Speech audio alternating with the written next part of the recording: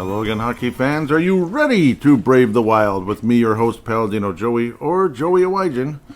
Brave the Wild is available on all of your favorite podcasting apps, and I thank each and every one of you once and always for downloading and listening to this show. It is a great pleasure to be back on board with you once again today. Of course, we are also a part of the Hockey Podcast Network, THPN. Really appreciate what they do in British Columbia, Vancouver, British Columbia. Dylan and Kyle, thank you guys so much for having me on board that wonderful network and website. Again, it is a pleasure to be back on board with you once again today. The sun's shining. It's another day. It's May. It's beautiful.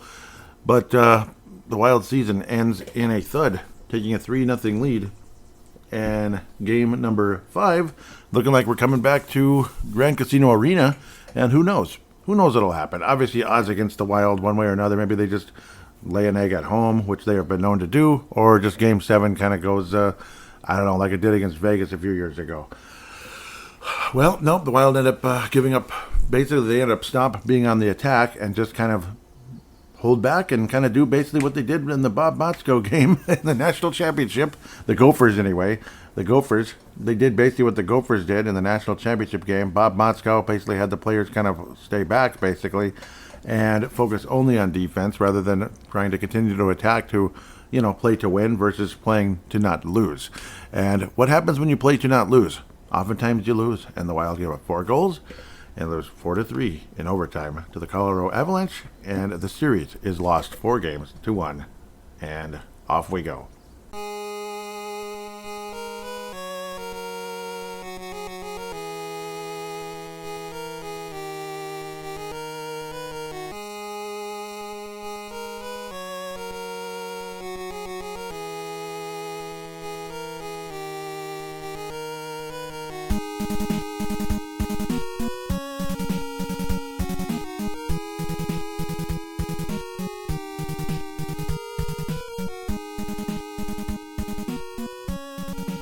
Yeah. We just came up short. It was a great season. It's a great team, and everything's going to be fine.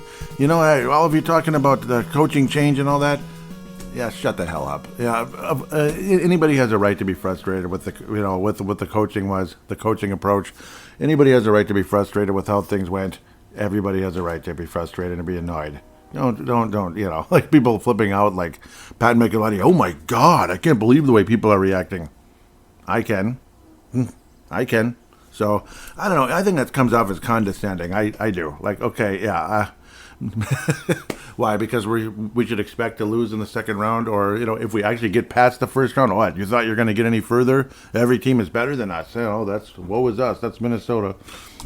I guess. We can never expect anything better, I guess, around here. But then always, otherwise, there's the shades. We got to wear the shades, too. Like, hey, everything's great. Everything's fine.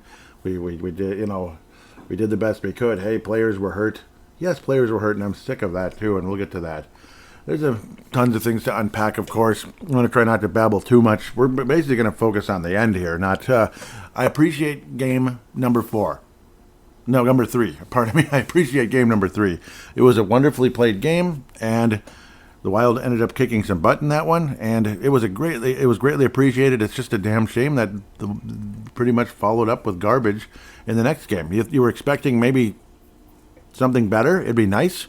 And, well, you didn't get a whole lot. Basically, things looked semi-promising. The Wild were ahead at times, but ultimately, Colorado outplayed the Wild. And then game 6, the Wild looked really good in the first period, and ever since then, it was just kind of like, okay, let's play to not lose. And, well, you lose, just like the prevent defense in football.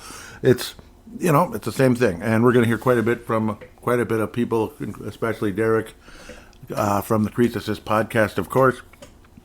We're almost like sister shows in a way, or brother shows, whatever. You know what I mean? Almost like that, in a sense. Brave the Wild does have the bragging rights about how long we've been around. But, yeah, whatever.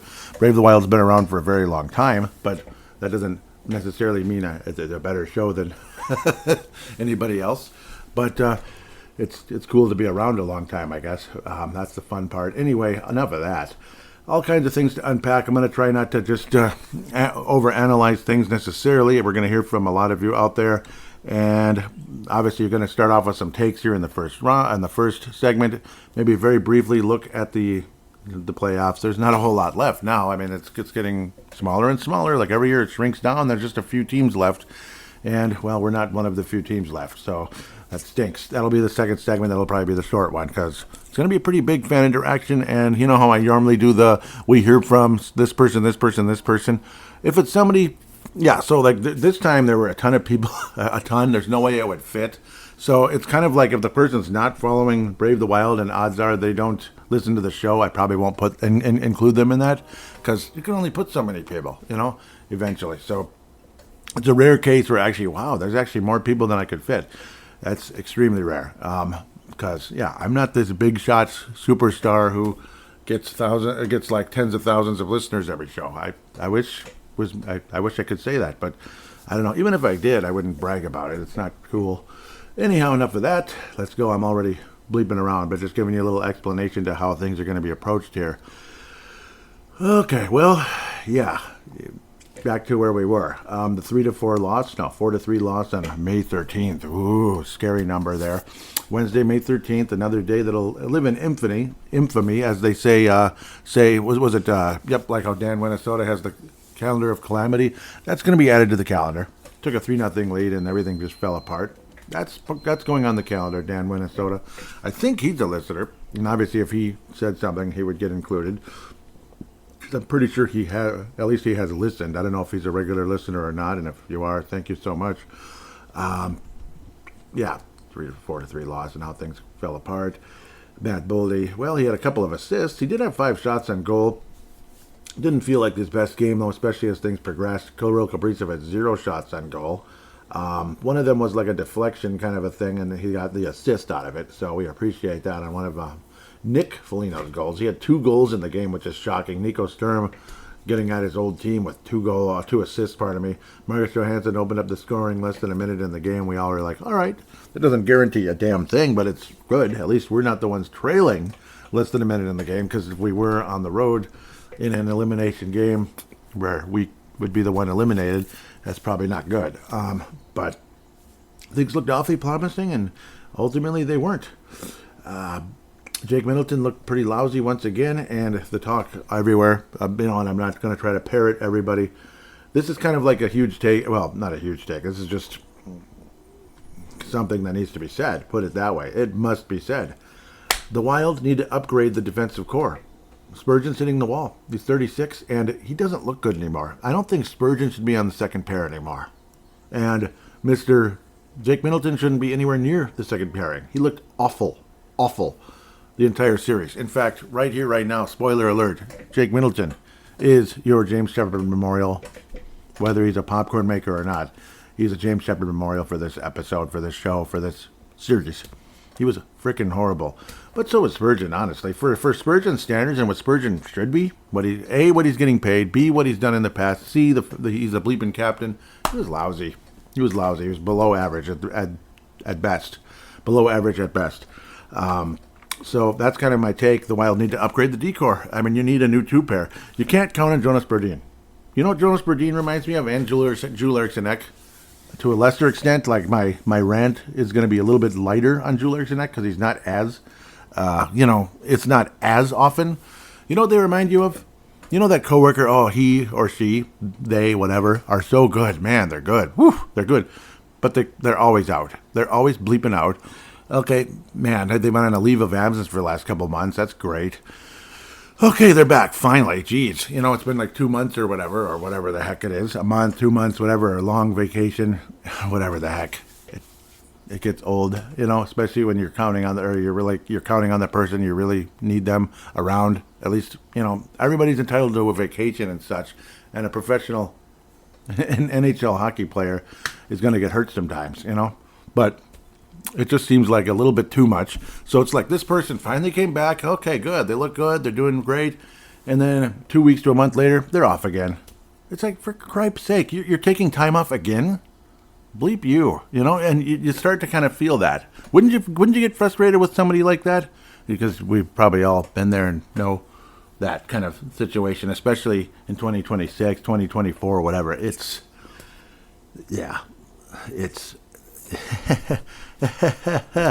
not to air out dirty laundry, but it happens way too often. Like you're there just about every day, you know.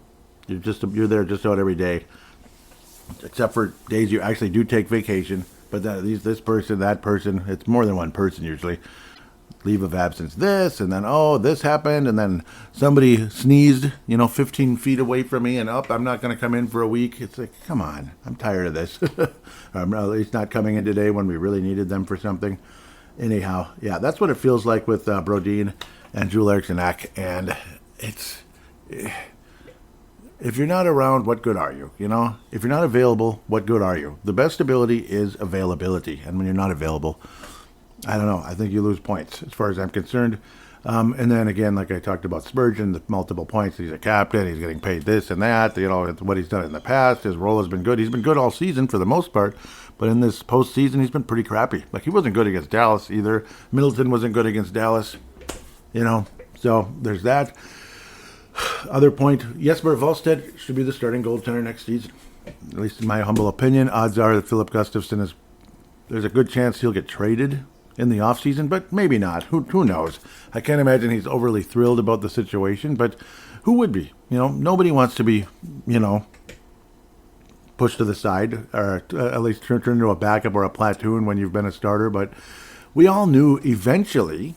At least, we thought when Jesper Wallstedt was drafted, and within like a year or so, obviously the next year or two after that, when he was in Iowa, Jesper Wallstedt looked pretty scary in a bad way. But we all figured if Jesper Wallstedt does pan out, that's going to kind of be the pattern. That's going to be the cycle.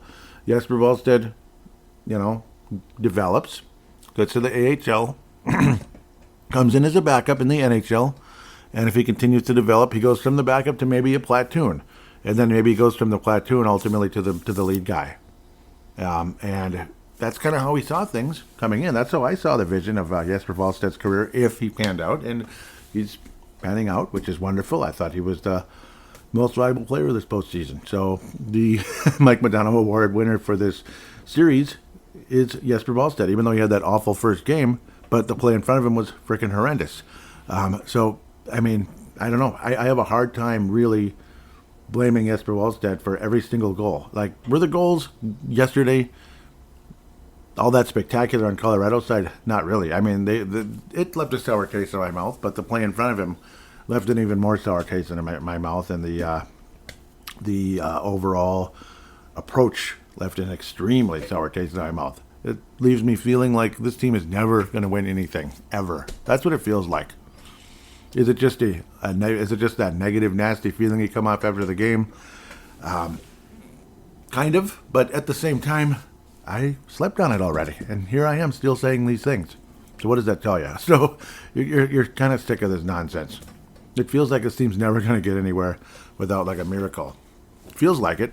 I mean, we finally got out of the first round and won one lousy game. Is Colorado the best team in the league? Probably, possibly. Carolina might be the best team in the league right now. Who knows? I hope they beat the Avalanche in the final, because I think it's a collision course between the Avalanche and the Carolina Hurricanes. Spoiler alert. The coaching situation. John Hines is 0-6 in elimination games, and his overall playoff record sucks. It's horrendous.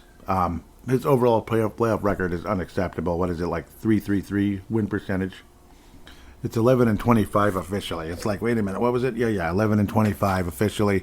Well, he's won a playoff series. That's great. He's 1-7 in playoff series. 1-7. 1 win, 7 losses in a playoff series. He did win a playoff series.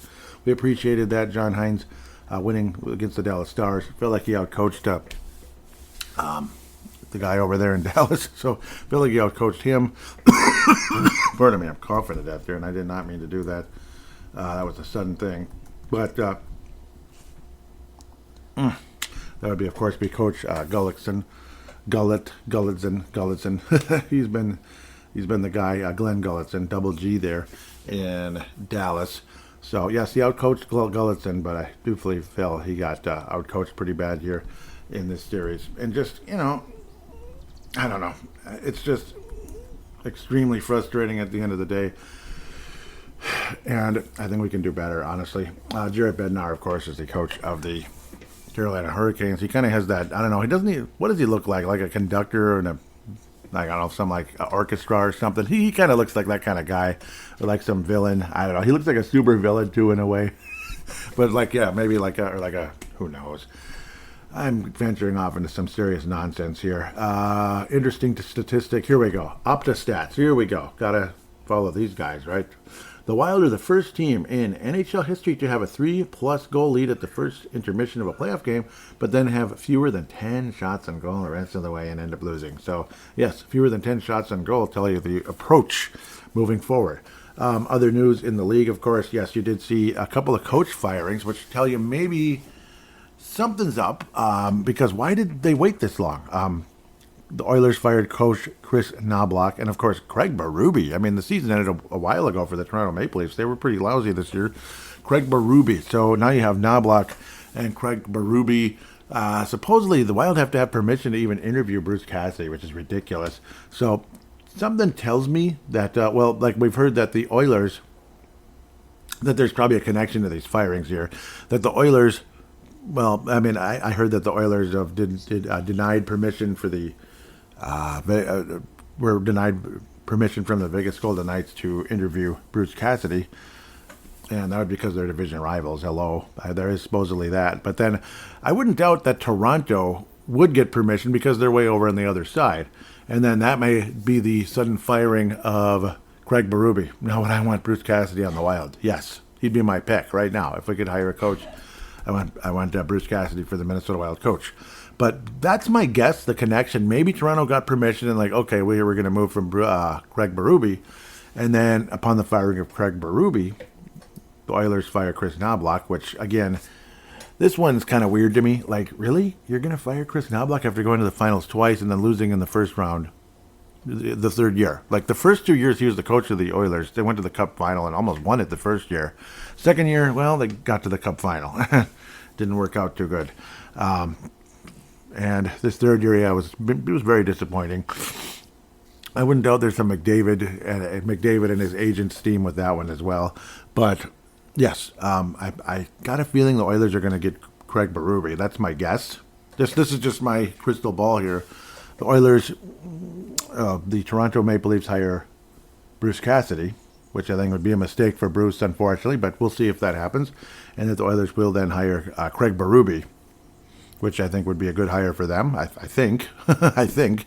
And the Wild are stuck with we're going to give John Hines an extension, which I would not do. I would not. I would move on from John Hines immediately after that game. 0-6 in the. Yes, I'd probably let him go this morning if I'm Mr. Bill Guerin, and you never know, maybe he will. Because are we about bleeping winning, or are we about finally getting out of the first round? You know, is that about it? So no news yet. No news is bad news. But that's my guess. That's my crystal ball. Cassidy to Toronto, Berube to Edmonton, and Minnesota gives John Hines an extension, which, again, I wouldn't do. And I have nothing against John Hines, really. I feel bad talking this way about him. I don't... But at the same time, again, if you're about winning, and this team is about winning, and the way it's built, especially maybe going into the offseason, hopefully the Wild can make that one or two moves to help put us over the top, so to speak, get that center that we've been wanting since pretty much the inception of the franchise. I'm not even kidding when I say that. We were hoping Koivu was that. I don't think he was. I don't think he was the number one center. Julien Chenek is kind of, but not really. So you're hoping. But I don't know. If we're going to play to not lose in a situation like that, I just don't think we're heading in the right direction. I think we can do better. That's how I look at John Hines at the moment. So it's at the end of my actual notes. Kind of, sort of. Boldy and Kaprizov mediocre in the series. I talked about the defense. Charlie Stremel, I think, should not be traded unless it's, again, to get, it's like a no-brainer type of move, because Charlie Stremel, I think, would have been a big help in this series, believe it or not. He would have been a big help in this postseason, especially with Julien Chenek out. Developing players like Danila Yurov and potentially Charlie Stremel can help be more Julien Chenek type of guys. That's kind of a way to look at it. As valuable as Julien Chenek is, maybe with those two guys continuing to develop, it won't be as like, oh my God, we're dead. when Julius Janek is out. It sounds like both injuries might have been broken bones. That's what it sounds like with the way Russo, reading between the lines with the way Russo is talking on Barrero. Like, these are serious injuries that they have no business playing on, basically. And when you say that, that sounds like a broken bone. Brodin, I think it's like 1,000% chance it's a broken bone, a broken foot. And then Mr. Julius Janek, probably a broken ankle. So, tough sons of biscuits they are. Well, at least in Julius Janek's case, because he was skating and trying to do it. And when Michael Russo is basically like, he has no business playing on it, it's a broken bone. I mean, what else could it be? Unless it's like an extremely badly sprained ankle, like badly sprained, like a grade 2 or I can't imagine it's a grade 3. How could you possibly even move? Grade 3 is when there's no connection, but then again, the surgery would have been done by now. So we'll see what happens here with the coaching carousel that has started all of a sudden, and we'll see if I'm right. I would love to see the Wild make some kind of move. But now, the other possibility is Chris Knobloch, because if we don't wind up with Berube or a Cassidy to Minnesota, Chris Knobloch's a possibility. And here's the thing. How many playoff series has Chris Knobloch won? Let's see, 5 in 3 years. How many playoff series has John Hines won? 1. So, it is what it is. And you could say, he had McDavid and Chris Knobloch. Yes, he did, but he had terrible goaltending, and, I don't know, some decent players behind him. But, I think Chris Knobloch is a decent coach. Other guys didn't get the Oilers to the finals. The other coaches, they still had the talented superstars at the top. It's not a balanced team in Edmonton, so there's that. Or the Wild, I don't know. I think Knobloch could potentially be an upgrade. Maybe not, but I think he could be. At least he's won playoff series, So there is that. Of course, Brodeur was somebody people were hoping for. He's, what is he, with the Islanders now? So there's that. So you kind of move on from that possibility. Extremely disappointing, to say the least. I think I've made my points. Now it's time to hear from you guys, coming up here very shortly. First, we'll look around the league in segment number 2. The Madonna Award winner for this series is Jesper Wallstedt. The James Shepard Memorial for this particular series is Jake Middleton. And then possible honorable mention to Jared Spurgeon. Huge disappointment, to say the least. But, a couple other points. I'm sorry, I'm not going to walk away too quick here. Do you want to look at the salaries? I thought I had it up. Yeah, I did. I'm just looking at this whole thing funny. So, like, people that could potentially be gone. Tarasenko is an unrestricted free agent. Nick Foligno. Matt Zuccarello. Michael McCarron. Marcus Johansson. I think Michael McCarron may have priced himself out of Minnesota, but we'll see. Robbie Fabry, I have no belief he'll be back. Marcus Johansson, maybe. But then again, at the same time, when you talk about guys like Marcus Johansson and others that I'm going to mention, like Bogo and such, you eventually have to move on, don't you? Like Nick Foligno, don't you have to move on? He's 38. I hate to do this to you, Marcus and Nick, but he's 38. Matt Zuccarello is also 38. Eventually, you have to kind of move on. Tarasenko, it wouldn't kill me to ink him to another 1-year deal. Or to a 1-year deal, pardon me, but would he take it? I don't know. I'd bring him back for a year. But he's probably the only one I would potentially bring back, possibly. Obviously, you'd rather have Zuccarello probably more than anybody because of what he represents and what he is. But the whole, eventually with Kaprizov, are we eventually going to kind of, move on with that as well? Like, do we have to have them together until Zuccarello's 90 years old? It's kind of silly. Like, Kaprizov shouldn't have to depend on him that much. It's kind of silly, as far as I'm concerned. What's also interesting is that Jared Spurgeon only has 1 year left, so we're getting there. Could he potentially be a buyout or just a retirement guy? Could he potentially be a retirement candidate and not play his final year? Now, of course, the cap space would still be there. So what do you potentially do with that? It is just 1 year, so if there is a buyout, it wouldn't kill us, like Parisi Suter kind of semi-did for a while there. So it's a possibility with the way he played in this postseason. Otherwise, yeah, you bring him back for the final season, and he plays on the third pair. Maybe him and Jake Middleton are on the third pair.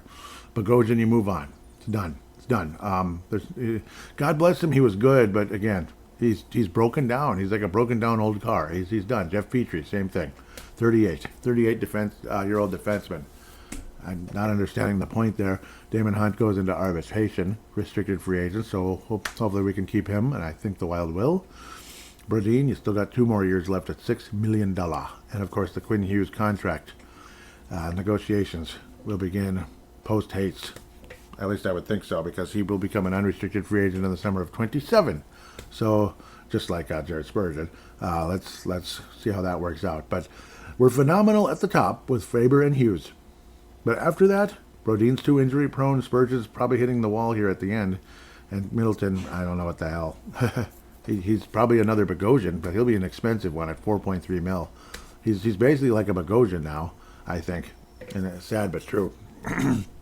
So sorry I had to rattle off that here at the end because it's important.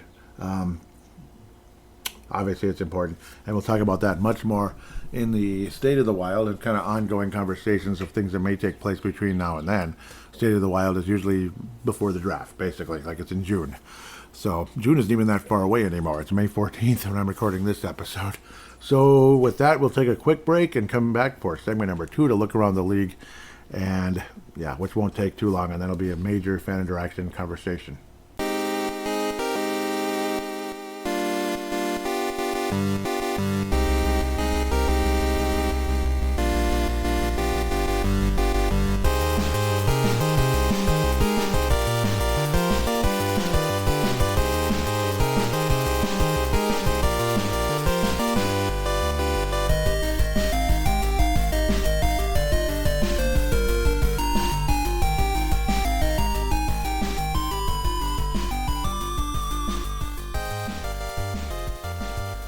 And we are back here on Brave the Wild, segment number 2. Going to look around the league briefly and then jump right into that major fan interaction segment number 3. But first, we're going to hear from DraftKings right here and right now. The Stanley Cup playoffs are here, and DraftKings Sportsbook, an official sports betting partner of the NHL, has a new customer offer. Bet player props. Bet live. From the opening faceoff to the final horn, every moment matters. And oh boy, did we find that out last night once again. New DraftKings customers, bet just $5 and you'll get $100 in bonus bets instantly. Download the DraftKings Sportsbook app and use code THPN so you're ready for the moment. That's code THPN for the Hockey Podcast Network, of course. Turn $5 into $100 in bonus bets instantly. In partnership with DraftKings, the crown is yours. Gambling problem? Call 1-800-GAMBLER or 1-800-MY-RESET. New York, call 877-8-HOPE-NY or text HOPE-NY. Connecticut, call 888-789-7777 or visit ccbpg.org on behalf of Boot Hill Casino and Resort in Kansas. Wager tax pass-through may apply in Illinois, 21 plus in most states, void in Ontario, restrictions apply. Bonus bets expire 7 days after issuance. For additional terms and responsible gambling resources, see sportsbook.draftkings.com/promos. Limited time offer. Copyright 2026 NHL. All rights reserved. And welcome back to the show. Isn't it nice to be here? Yeah, generally it is. It sucks that the season's over. It really sucks. Well, Carolina swept the Philadelphia Flyers. They just swept them. They are undefeated so far in the playoffs. The Colorado Avalanche officially have lost only one game. The other two series are pretty good for the most part. Vegas-Anaheim's been a really nice series. It's been a bit of a back and forth. It's kind of you win, you lose, you win, you lose, you win, you lose. Game 6 is tonight in Anaheim, California. Yay. Anaheim, Los Angeles, California. Basically, it's kind of like the Bloomington of LA, isn't it? Kind of, sort of. Yeah, yep. I think Anaheim does force a 7th game, and I do believe the Vegas Golden Knights ultimately do follow my prediction and will be in the Western Conference Final. Western Conference. Yeah, it does say Conference Finals. It does. You can put an S. It's okay. It doesn't make you like an old fogey or whatever. Just like people that make fun of us for saying Stanley Cup Finals. It's like, oh, you're too old. Yeah, I'm too old. Sorry. I'm sorry. Oh, so horrible of me. Anyhow, Vegas is, yes, they're going to be in the Western Conference Finals with the Colorado Avalanche, who will probably win in 5. Unfortunately. Yes, they will. I don't like it. Go Vegas any day of the week. Go Carolina, go Buffalo, go Montreal. Anybody but Colorado. A B, C. Anybody but Colorado. Yes. Anyhow, Carolina will be awaiting the winner of Buffalo and Montreal, Quebec. Montreal Canadiens will be, well, they're hosting game. How could they be hosting game 5? I guess so. It can't be, can it? No, that's impossible. Can't be looking at this right. Yeah, I think Buffalo is hosting. Yeah, this can't be right. I'm looking at it backwards or something. Well, Buffalo, I think this is a 7-game series, and I do believe the Buffalo Sabres advance to the Eastern Conference Final. I do think it's going to be the Buffalo Sabres who will then have an epic battle with Carolina. They'll probably give them their first loss of the postseason. I think Vegas will give Colorado at least their second or third or fourth or fifth, hopefully. Good riddance, Colorado, if that's the case. I'd love to see a Carolina and Vegas final, or, man, Vegas and Buffalo final. Wouldn't that be fun? The Alex Tuck series. The Jack Eichel series. Wouldn't that be a nice storyline? Raise your hand if you take that any day over frickin' Colorado in the West and the Stanley Cup final, huh? Anyone? Come on, put your hands up. Put your hands up. Everyone should be raising their hand. Colorado? Oh, get out of here. You can't be cheering for Colorado. Ain't gonna happen. So a Vegas Buffalo final would be great. Odds are, or Vegas Montreal or whatever, that would be really interesting. Montreal getting to the final finally for the first time, and well, they did get during the COVID, but yeah, they got there, but they were basically a sacrificial lamb to the Tampa Bay Lightning in that one. They did not belong there. They really didn't. They were. It was weird. That was a weird final, man. Plus, it would be like the whole conference situation was all scrambled up that year. It was real weird, like Canada division and stuff. It was interesting. It was fun, I guess, to have some differences and to see Montreal in the final. But again, they got smoked. I'm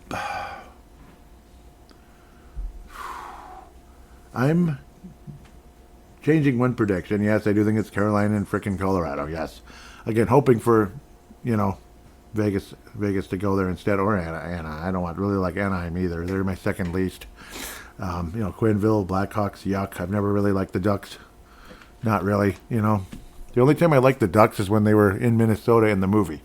Yeah, not the real Ducks. In the movie, like the first movie. I think Buffalo takes Carolina to the brink, but Carolina does win the East, and that kind of battle tests Carolina and gets them ready. And I think the Carolina Hurricanes win the Stanley Cup.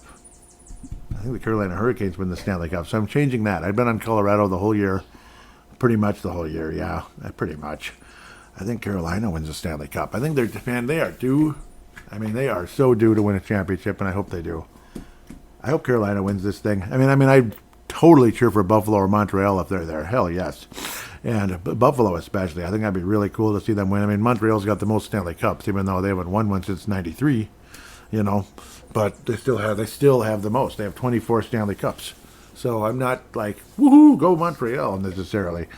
But I suppose it'd be good for Canada to finally win a cup again. It's been since '93, so it's a long time ago. Buffalo winning would be freaking cool. Vegas winning again, I'd take it. Anaheim, no, I'm not interested really, unless at least it's not Colorado, I guess. Anaheim's not going to win the Stanley Cup. But I'm picking Carolina to beat Colorado in 6. It'll be like, whoa, what just happened there? It'll be kind of like that. Carolina's going to win the Cup. What do you think of that? So now we'll take a quick break, and it's time for a fan interaction.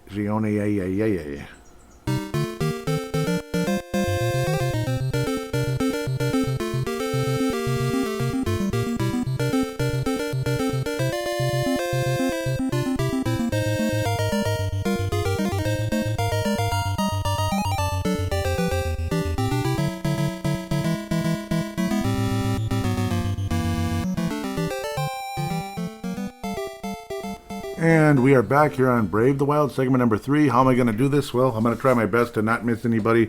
I rarely, and I mean rarely, have to say this, because, it's my own fault. Sometimes I'm not as interactive as I should be, that type of thing, and it's probably because of the other podcasts and everything. But not even that, just general, life stuff. Life, you get busy, you get tied up in things, and then it's like, I don't know. It's just, it is what it is. I could be a little better about maybe interacting and be more engaging and building more of a conversation for the fan interaction segment. But I mean, Derek has been an absolute gem for creating more of a Brave the Wild community pretty much since the day I met him. Pretty much, like online, years ago. So it's been wonderful. So Derek, obviously Derek Valska, Creases' podcast. Yep. Love you. Thank you so much for everything, always. And the interaction is spectacular. It truly is. And he's been an amazing guest on this show in the past and will be in the future as well. No doubt about it. And I still got to get my butt on his show. And that's on me. But they do an amazing job there on Creases' podcast. Game 3, I was saying, yep, and of course the whole hashtag BTWMN, that tries to keep things organized, but some of them, there probably isn't a hashtag BTWMN on it, and I tried to put it on some out there, just to kind of make sure, I got to get this one, because it might have been one where Derek was making a statement, and I wanted to make sure I read it on here, so I hashtag BTWMN to have everything there, and you can get it all in chronological order and all that good stuff. It's helpful, it truly is. So let's get started, as certain people say. I was saying this is so much better in a team that is utilizing home ice advantage. That would be game number 3, where it looked like the Wild were getting the series back, heading in the right direction. I was saying the Wild have the right goalie in the net, on the net, in the net. What the heck? Come on. That's what I hate about voice text. That 8-goal nonsense was a fluke, and I hashtagged my show and Derek's. And Derek says, it certainly didn't hurt to have a few days of practice and get your defensive details right. That is for darn sure. For darn sure. Here we go. Yes, there it is. It's already there. I was saying, seriously, though, this is now when we're going to game 5. Seriously, though, this was about as disappointing as I've ever seen you. I just said I've ever seen, but the stupid voice text, that's where you got to be careful. This was our game, and it went, and gone it went. Bleep the Avalanche. Yep. This was our game, and gone it went. Funky way of saying it. Okay, so Derek actually replied to it. Why is it not showing reply? Of course, it would be in the BTWMN anyway, but I'll read it. That's the thing. I wasn't disappointed at all. In my opinion, the third told me everything I needed to know. Translation, he's like, it's like I had a feeling. Yep. Anyhow, they just sat back and defended their 2-goal lead. No counterattack at all. We have seen this movie before. It just took them a bit longer to decide to roll over. Yep, and that's exactly what the Gophers did. The Minnesota Gophers men's hockey team against the Quinnipiac Wildcats. And I never really got over that one. I never really forgave Bob Motzko for that approach. And I was basically like, Bob Motzko lost me that night. And, well,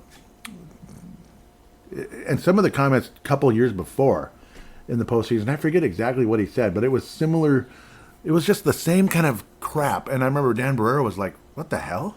You don't, like, that's like, why would he say that? He sounds like somebody who just was like, it doesn't sound like somebody that's a winner. It really doesn't. It sounds like somebody that just kind of gave in. And it's the weirdest, stupidest thing you ever heard. It's like it's playing to not lose. That's what Bob Motzko did, and that's pretty much how I see John Hines. He's Bob Motzko. God bless Bob Motzko. It's like I don't hate him. I don't have anything against him necessarily, but I think the Gophers could do better, and hopefully Larson is better.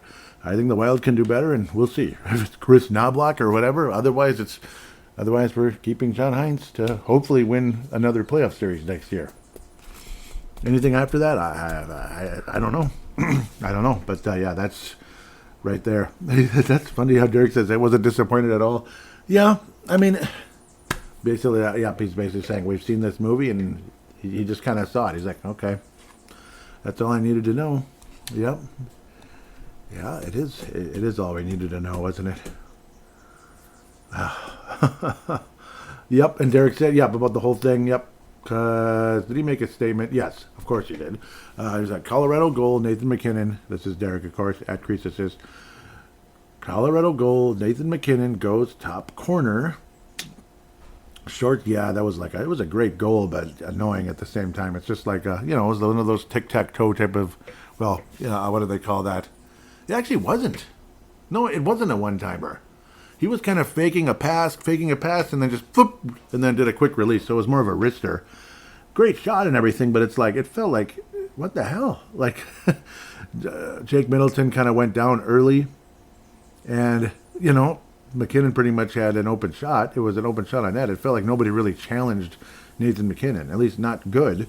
But anyhow, Colorado goal. Nathan McKinnon goes top corner, short side as the Avalanche strike with extra attacker. 3-3 game with a minute 23 left in the third as Minnesota defense only strategy fails miserably.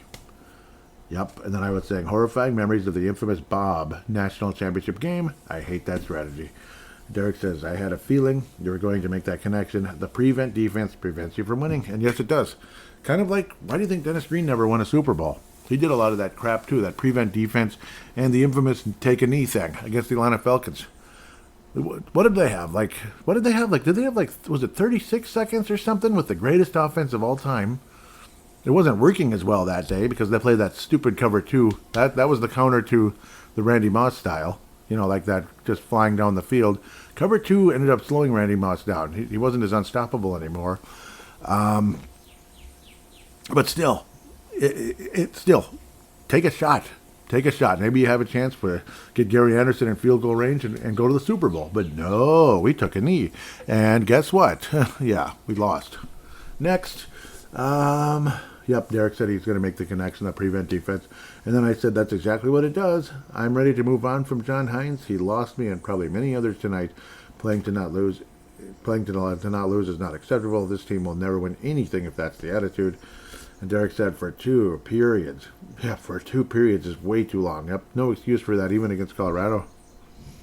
2 periods. Can you believe that? Now saying, yep, it's bleeping insane. Bill Guerin needs to make the move. Beer buddies or not. Yep. Okay, these are the replies as I go back into the... dang it, this thing is so slippery. It's driving me nuts. Okay, yep, so this is an actual, like a regular tweet to Brave the Wild here from Derek. The loss cost Leopold in about $1 million a ticket, about $1 million in ticket revenue, meaning like the Game 6. Maybe that loss of money will prompt a change. Interesting, maybe. You never know.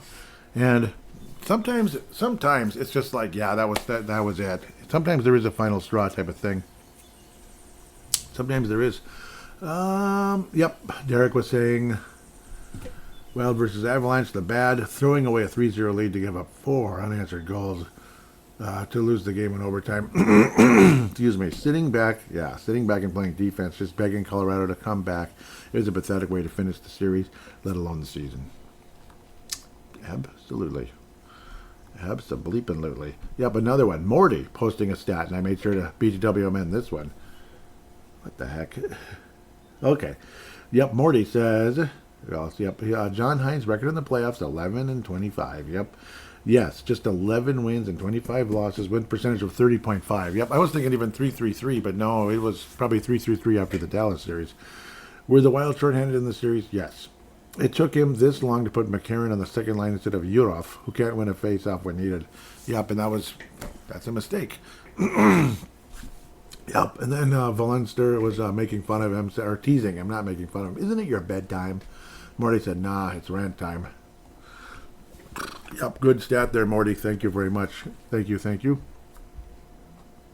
Yep, Tom Hayen, I also hashtagged his.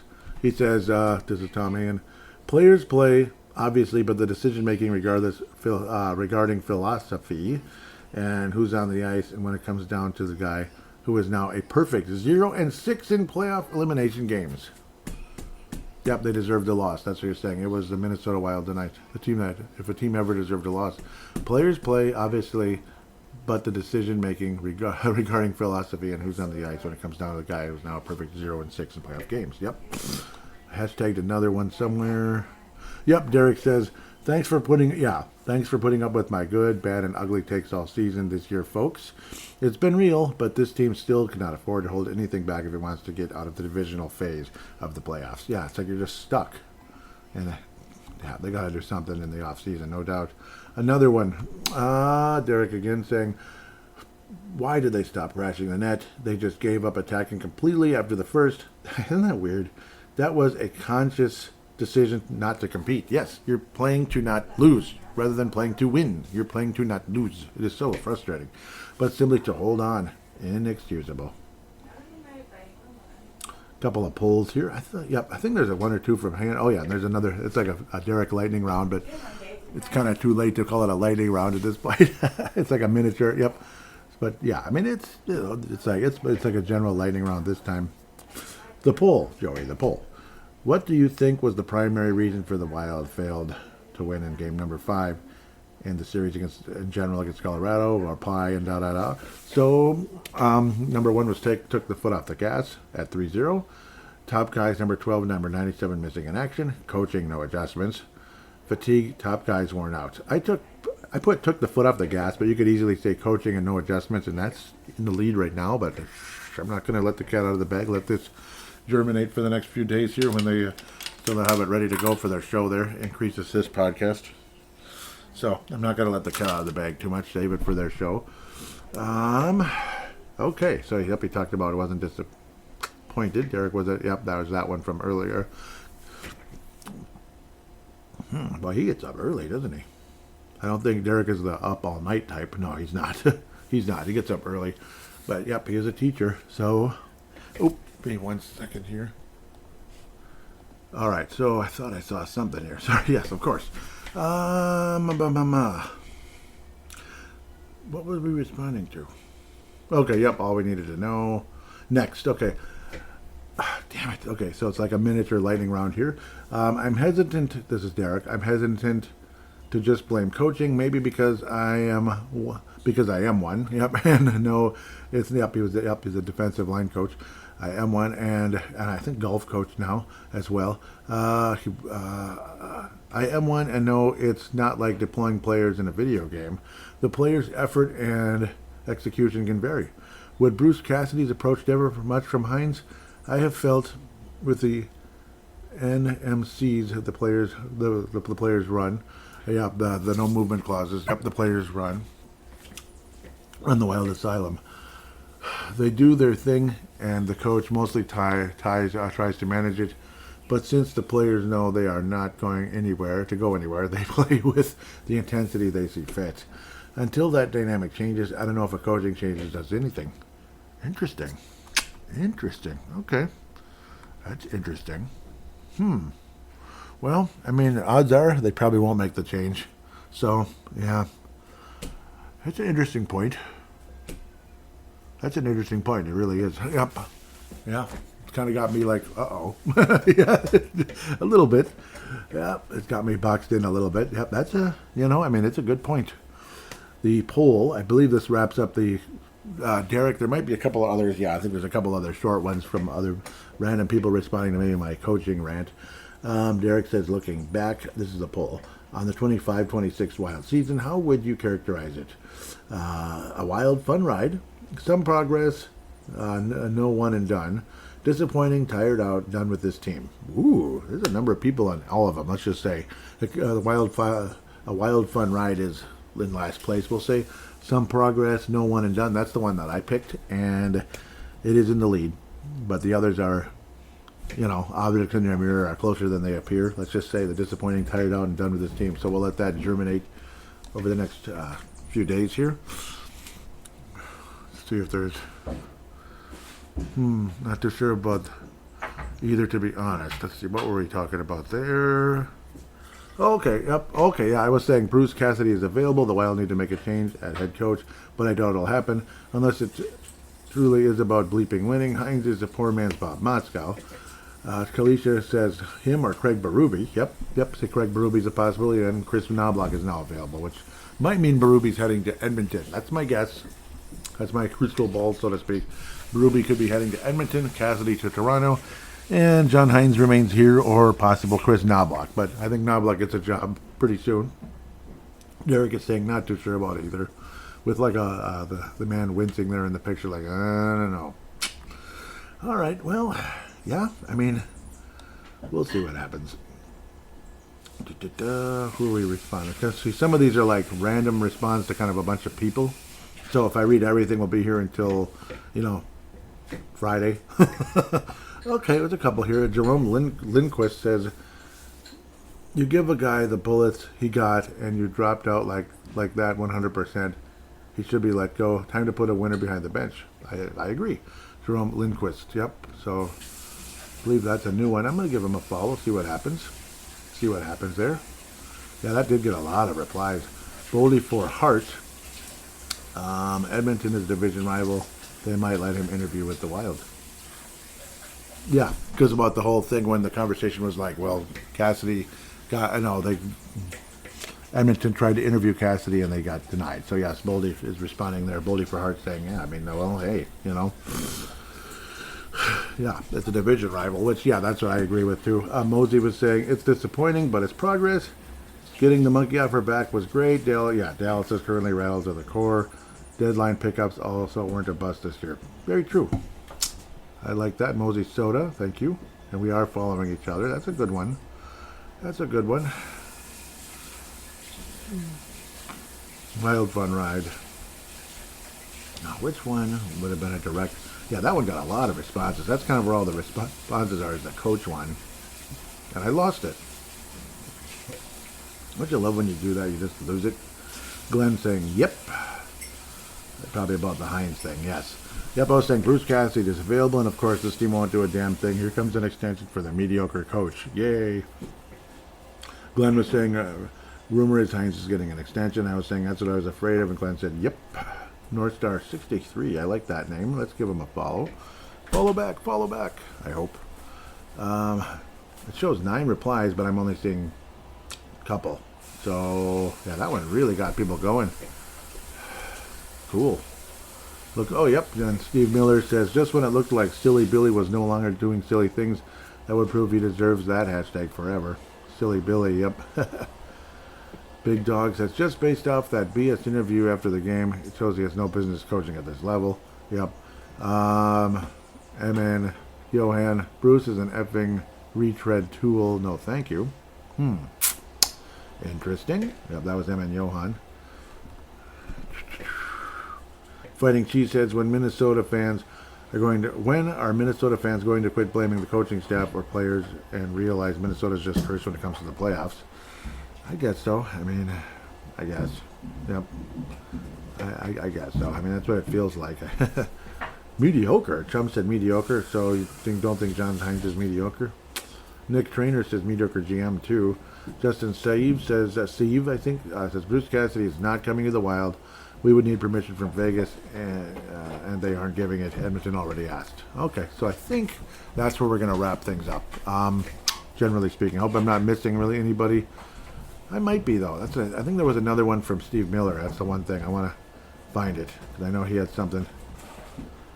But that's where that hashtag comes in handy. Yeah, shoot, I don't see it. Well, maybe nope. That is the one. I think that is the one. Nope, there is one more. Here we go. Thank you. Steve Miller, there he is. 2 playoff losses for every win. That's the definition of a coach that belongs somewhere else. Yep, I like that one. Yep, that is perfect. So I think that's where we are going. Oh, when JP Wright says, or offer David Carlisle, or Carl, whatever he wants. David Carl. Interesting. Jay McGeans says, agreed, fire Hines and get a new coach, maybe Cassidy. Yep. Kalisha was responding about when they were saying, we don't want either one. Kalisha says, both of them are cup winners. The question is, who's better suited? Vegas Golden Knights had more skill than St. Louis in their cup run, but both of them are ridiculously similar. That'd be, of course, Cassidy or Berube. So, up one more, or a couple more here. Yeah. So I did end up finding the comments. Mike says, better fire or trade every play on the ice in front of Hines then. Okay. Rich Bloomer says, roster changes need to happen to get better. Never been a Hines fan, so let's bring in Cassidy. Yeah. I like that. Kyle Marlowe says, I really wanted DeBoer. Yep. This is the last one.